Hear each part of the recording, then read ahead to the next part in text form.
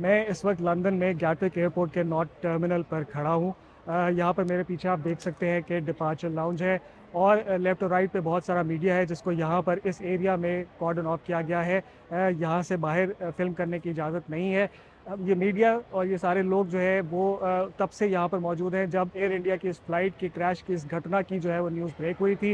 यहाँ पर इंतज़ार कर रहे हैं कि किसी नई अपडेट का एयरपोर्ट अथॉरिटीज़ से बात करके कोई नई इन्फॉर्मेशन मिल सके। अभी तक लोगों को इस बात का भी इंतज़ार है कि उस एयर इंडिया की फ़्लाइट पर जो पैसेंजर सवार थे, जिनमें इंडियन नेशनल्स भी थे, फिर उसके अलावा 50 से ज़्यादा ब्रिटिश नेशनल्स भी थे, उनकी कोई रिलेटिव्स, कोई रिश्तेदार यहाँ पर आएँगे इन्फॉर्मेशन लेने के लिए, तो उनसे भी बात की जाए।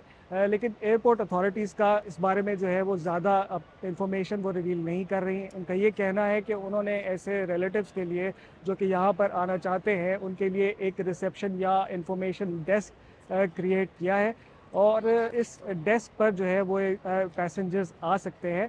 लेकिन ये डेस्क कहाँ पर है, एयरपोर्ट के अंदर है या बाहर किसी और बिल्डिंग में है, इस बारे में एयरपोर्ट अथॉरिटीज़ अभी ज़्यादा क्लैरिटी से नहीं कह रही। एक और चीज़ जो लेटेस्ट अपडेट है वो ये कि ब्रिटिश जो कुछ एक्सपर्ट्स हैं, एविएशन एक्सपर्ट्स हैं, वो इस क्रैश की इन्वेस्टिगेशन में मदद करने के लिए अब इंडिया जाएँगे। इसकी वजह यही है कि इंडियन नेशनल्स तो इस फ्लाइट पे सवार थे, साथ-साथ ब्रिटिश नेशनल्स भी थे। अभी एक और जो अपडेट थी वो ये कि जो इस फ्लाइट में अपैरेंटली जो एक सर्वाइवर है वो भी ब्रिटिश नेशनल है।